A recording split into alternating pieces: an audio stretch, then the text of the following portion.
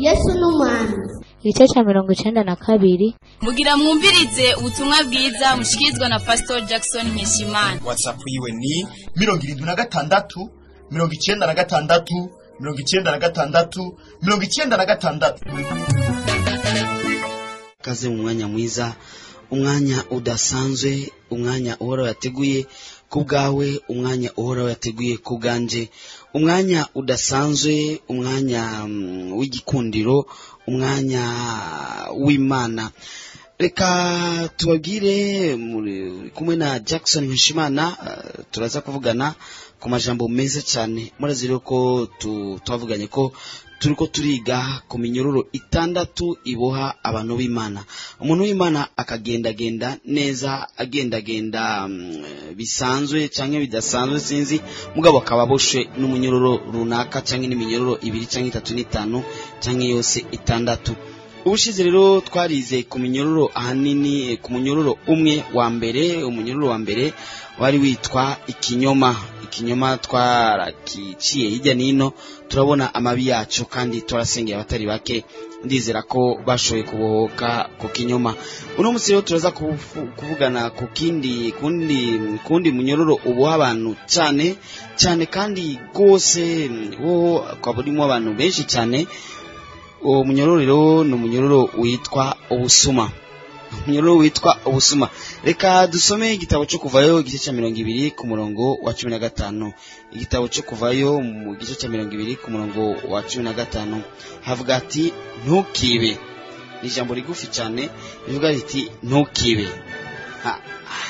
Uti Jack, Jesse niba kuko sindigera nsimba urukuta ngo ngiye kwiba inzu ya Murundi canke sindingera mfata ngo ncomora amafaranga mu mufuko y'umuntu n'ibindi. Ariko rero uno munsi ngomba ko tuvugana kuri munyororo w'ubusuma waboshe abantu benshi cyane. N'abantu benshi rero bagendana uwo munyororo kandi rimwe na rimwe barabimenya, n'ikindi gihe ntibabimenya. Hari gihe ubaho mu buzima bwawe ukabona umenga ubusuma ni ikintu gisanzwe, cyangwa ugasanga n'ikindi gihe ubona kumenga ubusuma ni ikintu kibi cyane ariko ukabukora utabishaka. Hari n'ikindi gihe ukora nyabusuma utabizi ko wivye, ufata ko ari bisanzwe. Reka tuvugane neza na neza, kwiba bisigura iki? Kwiba no kuvuga gufata ikintu cy'umuntu atabirekurekuriye. Kwiba gufata ikintu cy'umuntu utabirekuriwe. No kuvuga ko ikintu cy'umuntu kibari gwiwe kandi ubizi neza ko ari gwiwe mugabo ukagifata utabirekuriwe. Rero umusuma n'umuntu aba yakoze ico kintu. No kuvuga umuntu wese yafashe ikintu cy'umuntu atabirekuriwe na nyene cyo bari ubusuma. Dufata karero, winjiye muri bus iragushikanye aho wategereza kugenda. Nuvuga ko nubwo mutavuganya ati utegereza kumpa amahera, urabizi neza ko winjiye muri bus utegereza kuri amahera ya bus. Mugabo hagera umwanya wo gusohoka ugasohoka utarishiye amafaranga, nuvuga ko uba wivye. Kandi wewe na wa wundi yabomora inzu cyangwa yabomora bank araja kwiba mu banki, mwese murabasuma basa. Imbere y'Imana rero nta kuraba ngo hari umusuma mukuru na musuma mutonya. Mu mategeko niho usanga baraba wa wundi yivye ibintu bibayabaye, nk'uwafashe yivye inkwi sico kimwe n'uwafashe yabomoye ibanki, uwafashe yivye ipine y'ikinga sico kimwe n'uwafashe yivye umuduga. Uravyumva nawe ko mwisi bigenda birutana. Mugabo ku Mana, Imana ntabwo iharura nk'abana b'abantu. Umusuma yivye binini n'umusuma yivye bitonya bose n'abasuma. Nico kimwe na wa musuma wa wundi ashobora kuba atazi ko ari umusuma, ugafata telefone ya mugenzi wawe ukandika message, nuvuga wakoresheje amayinite yiwe atabikurekuriye, ukibwira ati n'umugenzi nta ngorane. Ariko ni vyiza ko ubanza kumubwira, kuko ataruko naho ububaye musuma kandi uja mu gitigiri cy'abasuma nk'abandi. Umusuma rero ni wa muntu akora ikintu cyose agatora agakuraho ikintu aho cyari kiri akagikuraho kandi atabirekuriwe na nyene cyo canke n'ubifitiye ububasha. Ni nka kwa kundi kandi umuntu ashobora gutora ikintu mugabo akabazi uwagitaye maze akiyumanganya, uyo nawe n'umusuma. Oti Jack, bwa undi abasuma ni benshi.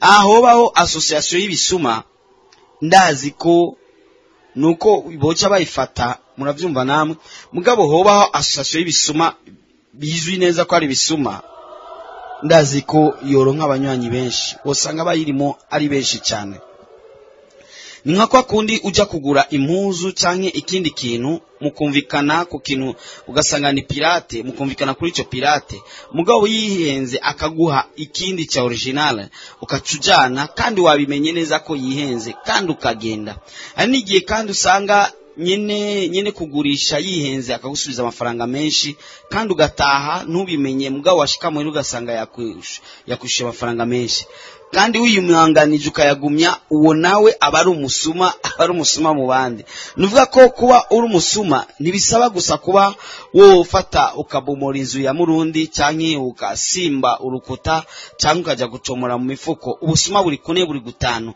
hari n'ibindi bisuma rero vyakaruhariwe nza kuvuga ni bisuma bitiba ngaha mu gisagara ca Bujumbura gusa canke bitiba mu bisagara bikomakomeye nivya bisuma ntivyiba n'abamarayika warashaka vyiba Imana hariya mu ijuru ijambo ry'Imana muri Malaki ritubwira ko abantu ati mbega ko mwangunze abantu ati twakugunze iki ati mwarangunze ibigira 10 n'amashikanwa umuntu wese agikigira 10 si ciwe ababaye umusuma yivye Imana urumva rero ko bisuma ari byinshi hari abantu biba kugezaho biba n'Imana murumva ko hari abasuma n'ibisuma byakaruhariwe byarengeje bigeze ahandi hantu mu rundi rwego rwo hejuru muhejeje kumviriza ubutumwa bwiza mushikirizwa na Pastor Jackson Nkeshimana WhatsApp yiwe ni 76 96